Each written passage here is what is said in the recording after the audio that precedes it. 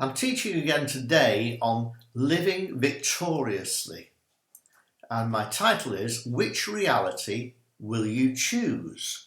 Is there a choice? Is there more than one? Well, an easy Bible search reveals that Jesus repeatedly spoke of one thing. Can you think what that was? He had been sent from the Father in heaven to come and live as his Son on the earth.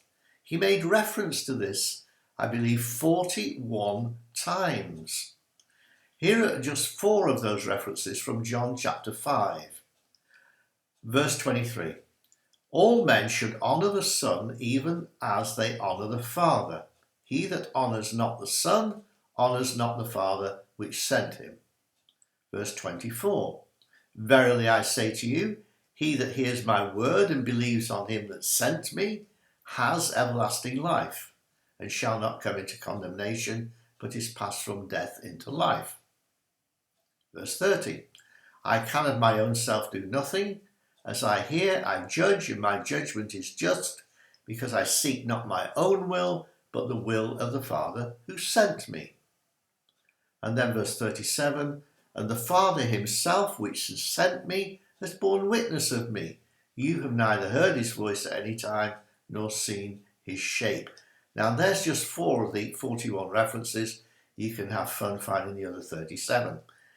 Jesus' true home, his true reality, was heaven, heavenly reality. And of course he angered the Jews on one occasion in John chapter 8 by mentioning the fact that he was pre-existent before Abraham. This is what he said about Abraham. Your father Abraham rejoiced to see my day. He saw it and he was glad. And the Jews said to him, hey, you're not even 50 years old, and you've seen Abraham. Jesus said to them, Verily I say unto you, before Abraham was, I am. John 8:56-58. The reality of heaven is dominated by the life of God. It's where the life of God reigns. Now, coming down to earth, Jesus had to get used to quite quickly a new reality. He was born in a poor stable, and it was probably cold and so on. There was poverty, sickness, lack, power struggles, and violence in that society. The Romans were in charge, remember, of Jerusalem and of Israel. So the reality of Jesus' earthly experience was very different from what he was used to in heaven, because sin had entered the earth through Adam. But Jesus came as the last Adam to demonstrate something, to show it was possible to live as the Son of God on the earth and to demonstrate heaven's reality while living here. Now, how did he do that? He did that by releasing the life of God into sick people and healing them, and even raising those who had died, like Jairus' daughter or the widow's son, and of course his friend Lazarus. Now the question is, how could he do this? How could he live in victory?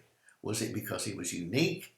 Is it possible for us to be able to live on the earth surrounded by daily problems of lack, sickness, and the news of wars on the media? Could we too receive the reality of the life of God in us while we're living in the harsh reality of our surroundings on earth? Let me just give you a few last verses today from John chapter 5. John chapter 5 verse 21. As the Father has power to raise the dead, the Son will also raise the dead and give life to whoever he wants. That's in verse 21. Verse 24. I speak to you an eternal truth. If you embrace my message and believe in the one who sent me, you have already passed from death into life. And then in verse 26, as the Father is the source of life, he has given the Son the power to impart life. There's some amazing truths in there. So Jesus can give the life of God to anyone who believes in him. Now, if we're ready to embrace this message, to embrace what Jesus said, that he was the Son of God, come down from heaven, that he was able to release that life in his words, then we too can be under the influence of the reality of heaven, rather than being dominated by the difficulties of our present life. Now, most people I meet, Christians, non-Christians, especially Christians I meet, they're still living surrounded by lack, not enough money to pay the bills. Food prices are going up, petrol prices are going up, people are sick, people are dying. They are surrounded by the reality of this earth. But Jesus came and he has the power to impart to us the life of God.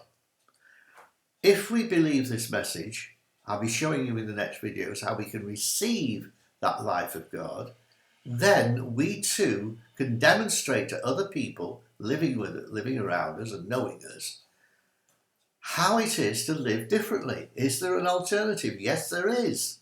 We don't have to be like the rest of the world, worried sick about the prices of stuff and worried when we're going to catch the next virus that's going round. No, we don't have to live in that earthly reality dominated by death and everybody fighting for themselves. Which reality do you want? Do you want to live on the earth, under the reality of the earth, the sickness, the poverty, and all the other stuff that we're so familiar with? Or do you want the reality of heaven? We have a choice. Will you embrace the message that I'm going to bring in the next few videos? I do hope so.